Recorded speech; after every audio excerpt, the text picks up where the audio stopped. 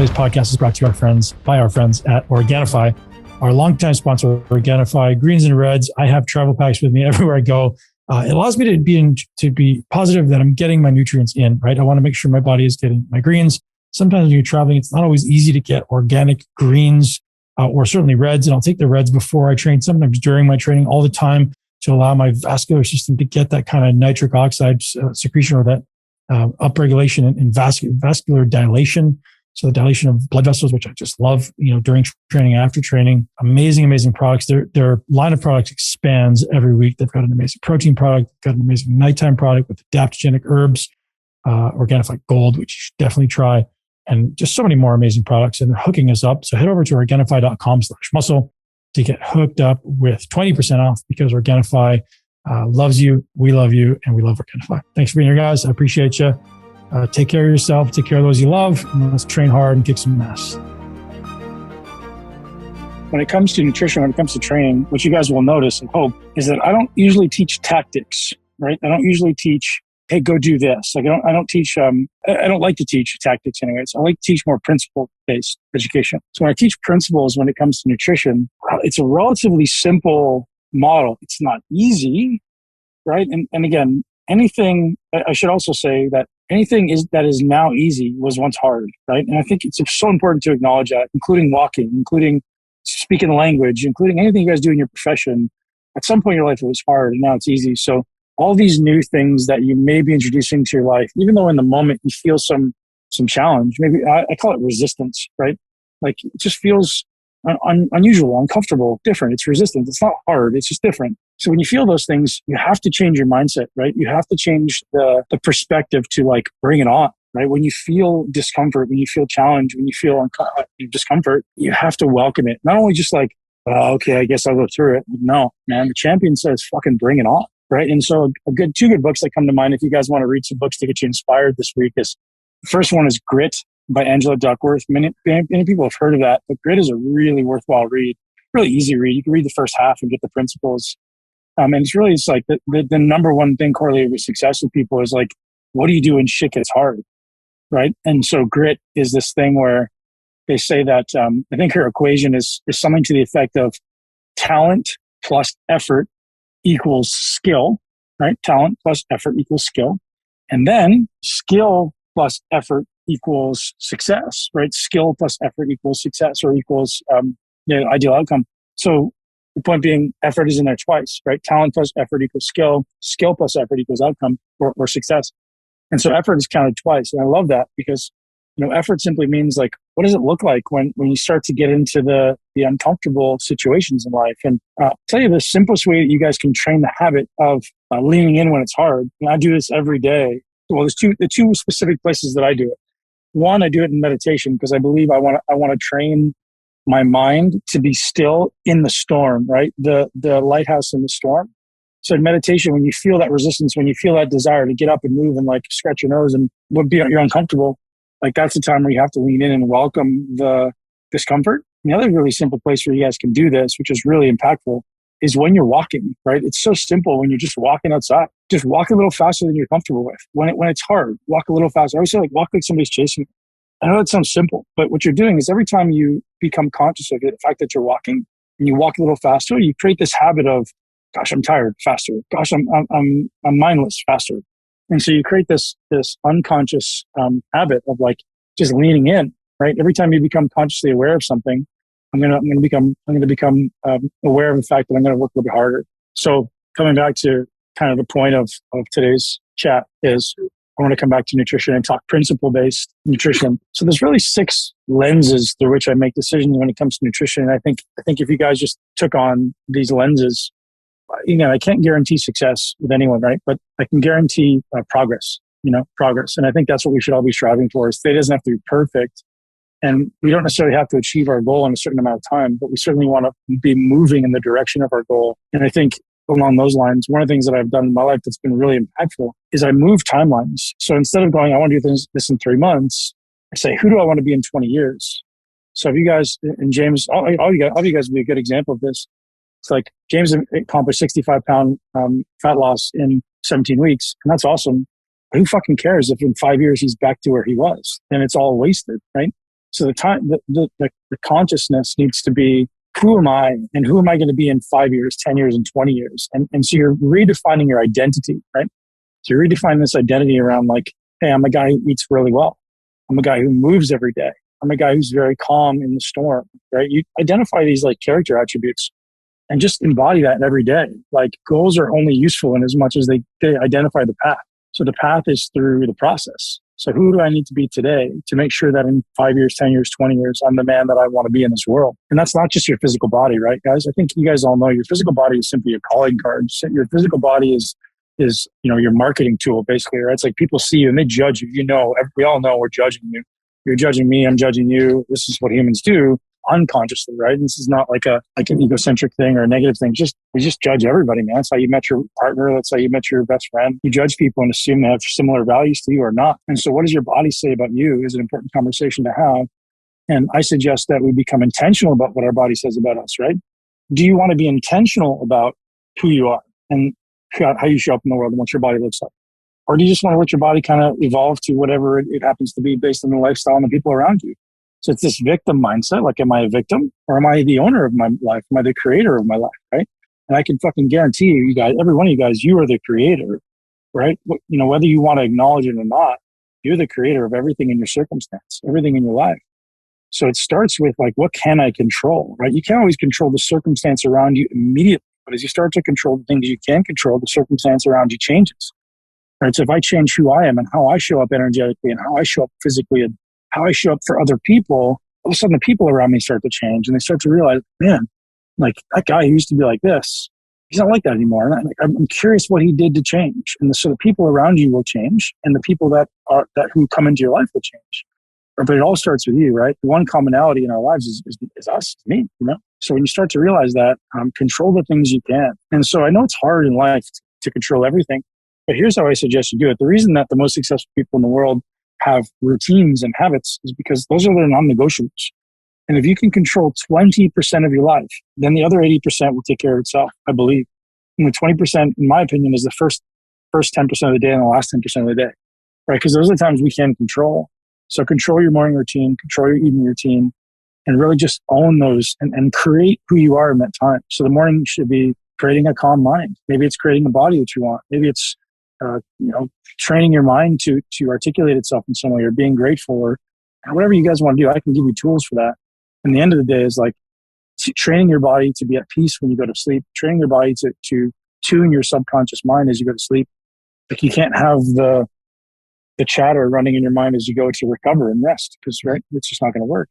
So anyways, I'm taking some tangents here, but so when it comes to nutrition, guys, what it really comes down to is like diet. The reason this is called Lean for Life, and I talk about this every week, the reason it's called Lean for Life and not Lean in 12.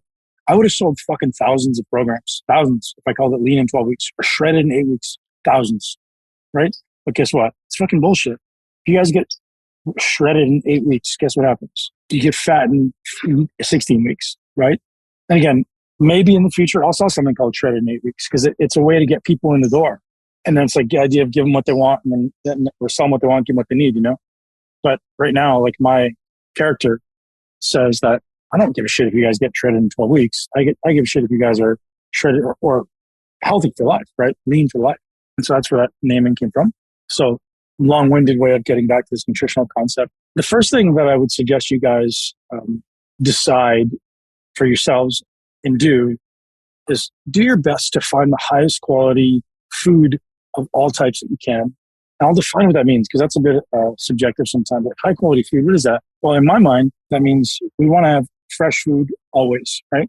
So when I shop, I grocery shop for 2 days. I know it's not efficient, it's not cheap, but I don't like it. If you're going to make an investment in anything, right? I'm sure every one of you guys owns a car. I'm sure every one of you guys, many of you guys own a house. I'm sure many of you guys own businesses. You're making all these investments in stocks and shit. What should I invest in? The number one investment in your life is in yourself. So if you're not willing to invest in some nutritious food, guess what, man? Like it's simply the greatest investment I've ever made in my life, because I can invest in myself. So I show up more with better energy. I show up with better focus. I feel more confident. More opportunities show up. More businesses show up, right? More investment opportunities show up because I'm a better version of myself. I think people don't always draw that straight line correlation. So start with the highest quality ingredients you can. And what that means is local when possible, organic as much as possible, in as close to its natural state as possible. So I don't want to eat hot dogs. It's pretty divergent from its natural state. Whereas I could eat a steak, or I could eat, I don't know, like vegetables, or anything that's really like the simplest framing I teach this to my children is like, the further it is from its natural state, the way it came from the earth, then the worse it is for you. The more processed it is, the worse it is for you in general. And now people will argue the conversation on like, hey, what about just macros? Yeah, macros are great, short term. It's another one of these short term solutions. If you want to get shredded, just cut your macros. You're going to get lean. Guess what happens as soon as you stop cutting those macros? Fucking balloon. Because not only you've taken more calories, but now you're unhealthy. The system is out of balance, right? The human system is not a closed system where it's like, it's not a machine, it's not a robot. Like, put in gasoline, get out, forward thrust. It doesn't work like that. It's a complex system that requires vitamins and coenzymes and cofactors and microbes and energy production and oxygen and CO2 and pH. So many variables that are influencing how this body works. So if you're someone who believes in like calories in and calories out, you're not wrong. You're just you're looking at the world through a straw, So I would say, first thing, guys, think about the quality of your food. So basically what I'm saying is, if you're out and you're like, man, I'm starving, what do I eat? Always the first lens is, what's the highest quality thing I can find? So I'll tell you what I do when I travel. First thing I do when I travel is I'll find the first organic grocery store I can. I'll go and I'll buy fruits, vegetables, and meats. Or I'll go to like Whole Foods because they have a pre-made food bar. Or I'm just going to try, like, I'm not going to go to, like, I fucking hate eating out at restaurants. I know that sucks. Like, most people think I'm crazy. It hasn't always been that way. But because I get to eat such good stuff at home and I prepare it so well, I'm like, man, the idea of going out to a restaurant is like punishment to me. It's not a reward. Like, even if I'm going to the best quality restaurants I can find, unless it's like farm to table organic, which I do find, I just try not to eat out, man. Like, I try just to prepare myself, or if I'm traveling, I'll go to an Airbnb instead of a hotel, and I'll make sure I go to the grocery store. And Instacart now is all over the world. You can Instacart groceries delivered to your house. So, like, before I get to my Airbnb, I'll have water, meat, and vegetables delivered, or fruit. Like, there's so many ways that we can solve those problems. And I understand sometimes financially it's not always feasible to do those things. But what I promise you guys is, if you become a little bit better with your budget, become a little bit better where you spend money frivolously, and we all do it, then you'll realize it's not it's not that much more expensive to shop organically, especially because the long-term benefit is so significant. Right? You save yourself on medicines, and you save yourself on Advil and shit, all those like painkillers and stuff. Anyway, so that's the first lens. Second lens is eat for gut health and microbiome diversity. The gut, I mean, you guys probably know this, but the gut is coming out as just like so here's the way to think about this, right? Why this is so important. Everything I put in my mouth doesn't just necessarily turn into my tissues. It has to first interact with the internal system, right? So if I eat chicken and broccoli for breakfast or chicken and broccoli for dinner, chicken and broccoli for me is not the same as chicken and broccoli for you. Why? Because what's happening in our stomach is very different. What's happening in our bloodstream is very different biochemistry-wise, right? So if I have a certain subset of microbes, let's say I've lived in Kenya versus I've lived in Germany versus I've lived in China, all those people have very different sets of microbes in their stomach based on the environment. So your body accumulates microbes through food and through the environment, through air. So if you guys have lived in sterile environments and your microbes represent that or are represented by that, the likelihood of you digesting, absorbing, assimilating food well is very, very small, very, very low, right? So we must think about, how can I diversify the microbiome? Which means I want to consume as many diverse fruits and vegetables and fermented foods as I can. Fruits, vegetables, and fermented foods. And I want to breathe in as many natural environments as I can. If you guys do that, I promise your health gets better. So when my kids get sick, what do you think the first thing I do is? They gotta go to the fucking pharmacy and buy them some kids' Tylenol? No, I'm like, get out in the sun, go lay in the grass, let's go to the ocean, let's go to the beach, and let's spend some time connected to nature. Guess how often my kids get sick? Basically never, right? Because they've got these really diverse microbiomes. And even as an adult, like, it doesn't matter what you've done for the last 10, 20, 30, 50 years, doesn't matter. It matters what you do for the next 3 months. You guys want to improve the maybe diversity of your microbiome or the robustness of your immune system. You got to prioritize eating for your gut health. Okay, so first, high quality foods. Oh, and I should say this. High quality foods is the absence of pesticides and herbicides. Why are pesticides and herbicides bad? So this is like glyphosate and atrazine, the things they spray, like Roundup, shit they spray on your food to get rid of weeds. Why is that bad? They're antibiotics. They're antimicrobials. And what is in your stomach? What did I just say is the second rule? What's in your stomach? Microbes and bacteria. So you're consuming these antibiotics that are killing your stomach. They're killing the microbes that we're trying to build. So you guys have to be very cautious to avoid as much pesticides as you can by eating as much organic food as you can. And here's another one that's going to blow your mind. Tap water is fucking killing you because of chlorine and fluoride. I know it sucks to hear that because I was like, I don't buy plastic bottles. And you shouldn't buy plastic bottles. Ideally buy glass or get a really good house filter on your house. Like, listen, we're basically fish in a fishbowl, right? We're breathing this air and we're drinking this water. And if we're not consuming high quality air and water, dude, you simply can't be healthy, right? So like imagine fish in a fishbowl that's just like murky and shitty. How long are they going to live, right? So we got to be super cautious of our air, our water, and our light, right? It's like a fishbowl, man. So you got to be considerate of that. So I would suggest you guys, if you don't already have a water filter that gets rid of chlorine and fluoride, and in your water, believe it or not, guys, there's so much pharmaceutical and there's so much pesticides. You got to get rid of that shit. So the water filter I use is Greenfield Water Solutions, based in like Seattle, Washington or something like that. And the whole house filter, I mean, it's not cheap, but it's not super expensive. It's like $3,000 maybe. And so I got one like for the whole house. And then I got another one, additional one for under the sink, which structures the water. It's a worthwhile investment, guys. I know I'm coming at you with a lot of stuff, but it doesn't all have to happen today. So there's two lenses. First one, buy the highest quality food possible. Second, eat for your microbiome. Third, minimize inflammation. Right? So if you want to live long, you have to minimize inflammation. And inflammation comes from foods that don't like us, right? I always say that eat foods that like you, not foods that you like, right? So what are foods that like you? What foods do you feel good after you eat? If you feel sluggish and tired and brain fog after you eat, it's the wrong food. Simply the wrong food. So you got to be considerate of, okay, what foods actually make me feel energized and alive and vital? Not just like throwing back random shit just because it's there, or just because your wife made it. We have to support our partners as well and saying, hey, you know, babe, like, I'm not going to eat this food anymore. Let's do this together. Let's do this as a family, right? Let's commit to health. Let's commit to well-being as a family, because ultimately that's how we succeed. We need a support system, because if your wife's against you, man, you're not going to do well. And I know that conversation doesn't always go over well. I get it. The key, I mean, you guys, like, this isn't about like conversations with your wife, but the key is just like making her not feel attacked, right? It's not like I'm trying to get you or you're wrong or you did something wrong. Give her a safe space. So that there's like two lenses for conversation. There's context, which is like the fishbowl, and then there's content, right? First, you have to fix the context, the fishbowl that you're in, meaning like, does she feel attacked, or is she in a safe space? Does she feel like she can communicate with you in a calm way?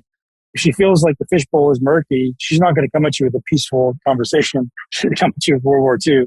So you got to be aware of, like, create context for her, like, hey, you know, this is what I'm thinking about, and I really want to make sure I'm invested in our health and our family. It's not like you versus me. All women in the world want to feel like they're considered and that they're safe, right? If she thinks you're coming at you with a change, she's not going to feel safe. She's like, what's he doing? He's trying to get healthy and he's going to leave me. So, you know, I don't know that, but just think of, like, put yourself in her shoes for a minute, you know?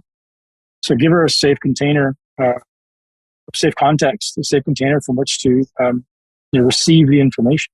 Anyway, so best quality foods, microbiome diversity, and gut health. And so I should say one other thing for gut health is there's a few things you got to remove. You got to remove alcohol, unfortunately, gentlemen.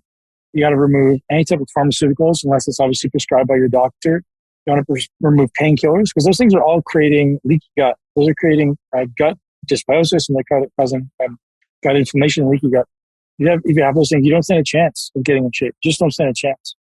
So I would suggest that. And the third one is inflammation. So here's the foods you want to remove if you want to remove inflammation. In general, first one that's got to go is all vegetable oil. Got to get rid of it. So that's like corn oil, safflower oil, canola oil, rapeseed oil. Get rid of them. Just don't ever consume grains in general. So when I say vegetable oils, I should also asterisk this. Like, some people actually need vegetable oils. It's not. The reason I say eliminate it is because it's usually so present in packaged foods already. Like, if you guys ever eat crackers or potato chips or anything that's packaged from the grocery store, it's loaded with vegetable oils. And so we need vegetable oils at some level in our diet, or not vegetables. We need omega-6s. But the thing is, in the standard American diet, it's usually so overloaded and overburdened with omega-6s that it throws off your ratios and drives up inflammation. So in general, omega-6s aren't unhealthy, just that we usually get way too many of them. These fats need to be in balance. So eliminate vegetable oils in general. Like, don't put them on your foods. They're already in your food enough. Minimize grains for most people, because the grain quality is just poor. Dairy is one of these that like 80 to 90% of people should remove. Most people, it's inflammatory. Not everybody, but most people. If you're willing to do a test in your genetics, you can test this. Gluten should be eliminated. I don't think anyone needs gluten.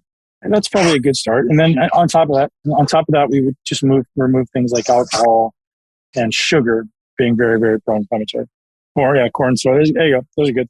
And the other reason corn and soy are bad inherently is because of the way they're grown, right? They're all GMO and they're all grown at a very rapid pace because they're sprayed with tons of pesticides. You have these Roundup ready crops that kills all the weeds. They grow faster, they process faster.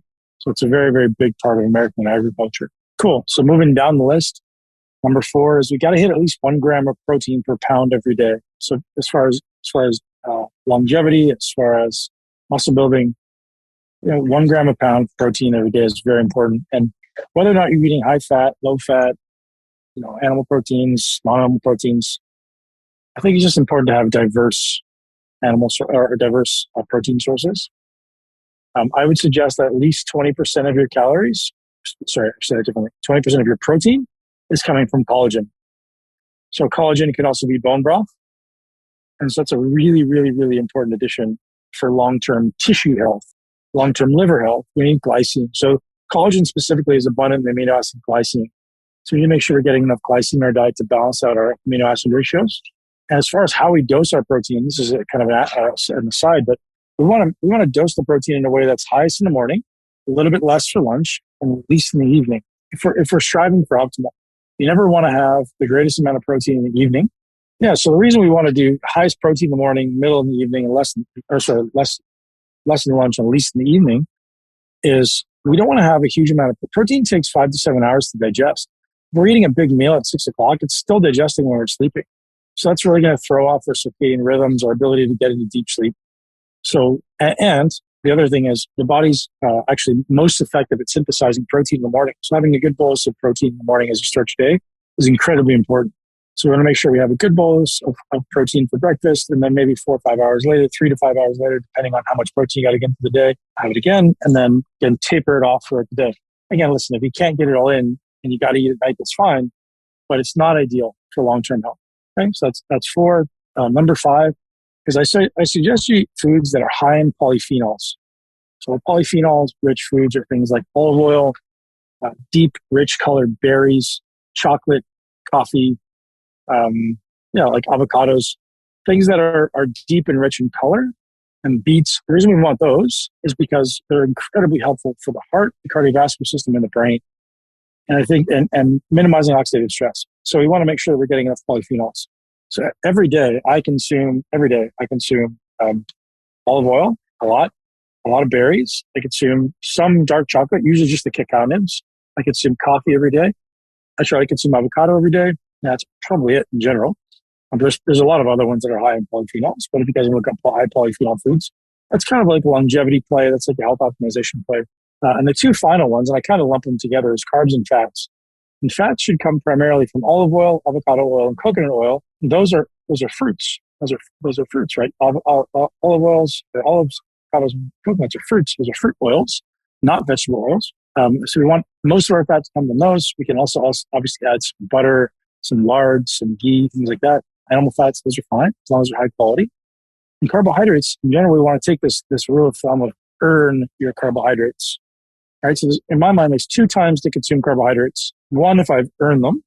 2, if I find myself very stressed out or stressed in the evening and I want to calm down the nervous system. You guys know after you eat a big bolus of carbohydrate, you want to get a little sleepy, right? It's a really good way to calm down the nervous system and bring down stress levels in the evening. So if we're going to consume carbs ever, it should be in the evening, 5 o'clock and beyond.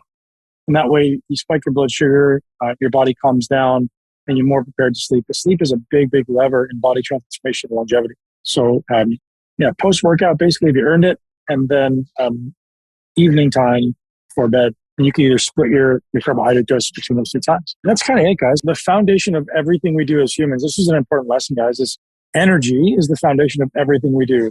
Imagine if you woke up every day and you didn't need coffee, and you didn't need stimulants, and you had enough energy for everything you do and twice as much. You can do twice as many things. So what would be hard if you had twice as much energy?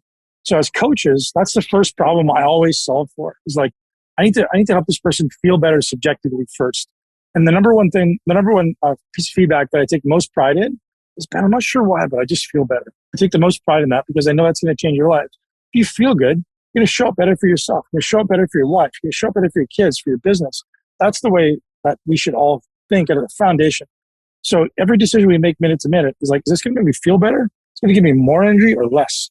And if you guys are dependent on 6 cups of coffee to get through the day, that's a big problem because you're ultimately stealing energy, right? You're stealing energy from tomorrow to kind of get through the day. And listen, I'm not against coffee. I love coffee like everybody else. But I think it's just like, it's not a need. It's like, I like it, but I'm not going to have more than 1 cup a day because like, I don't want to become dependent on it. Or sometimes I'll have 1 cup a week, you know? You got to think through like, how is my energy? So the reason my tagline for the business is lean, healthy, and muscular. If you're healthy, the body actually wants to get lean. Like, does that make sense? So being lean is a desirable state for the body. When the body moves away from health, it starts to accumulate fat because the hormones start to become dysregulated, right? Or the balance of hormones become dysregulated. Maybe you have too many storage hormones and not enough burning hormones, right? Or maybe you have your testosterone too low and your estrogen is too high, right? So when your body starts moving in the direction of health, you don't have to fucking do anything. It just gets leaner. That's what we try to do. It's like, if we just heal your body and get you more healthy, body fat will just start to come down. Your default will start to drop down because your body wants to be there. Sometimes it takes some coercion for sure, but the lower your body fat is, the healthier your body will be. And the more healthy you are, the lower your body fat will be. It's this double-edged sword. It's the chicken and the egg situation. So just always choose health, man. Like, is this going to promote health and wellness, or is this going to promote, immediate gratification, instant gratification just to get me out of discomfort? Think about it. Thanks for listening to the Muscle Intelligence Podcast. For full episode guides with important takeaways and bonus resources, head over to muscleintelligence.com/learn. If you enjoy the show and find value in the content, please subscribe, share this podcast with at least one person you know and love who would benefit from this content. Leave us a review and support our sponsors. You can see the full list of show sponsors, discounts, and get exclusive Muscle Intelligence deals at muscleintelligence.com/resources. To join our private community and get VIP access to my masterclasses, upcoming muscle camps, and other resources that we don't post anywhere else, head to muscleintelligence.com/community. Most of all, thank you very much for your trust, for your time, and most importantly, for supporting health and fitness in this world. Enjoy your day, and I look forward to seeing you here next week. Thank you so much for tuning into Muscle Intelligence. If you enjoyed today's episode, please be sure to share it with at least one person you know. Make sure you're subscribed so you never miss an episode. This podcast is for information purposes only. The statements and views on this podcast are not medical advice. This podcast, including Ben Pakulski and the producers, disclaim responsibility for any possible adverse effects from the use of information contained herein. Opinions of guests are their own, and this podcast does not endorse or accept responsibility for statements made by guests. This podcast does not make any representations or warranties about guest qualifications or credibility. This podcast may contain paid endorsements or advertisements for products or services. Individuals on this podcast may have a direct or indirect financial interest in products or services referred to herein. If you think you have a medical problem, consult a licensed physician.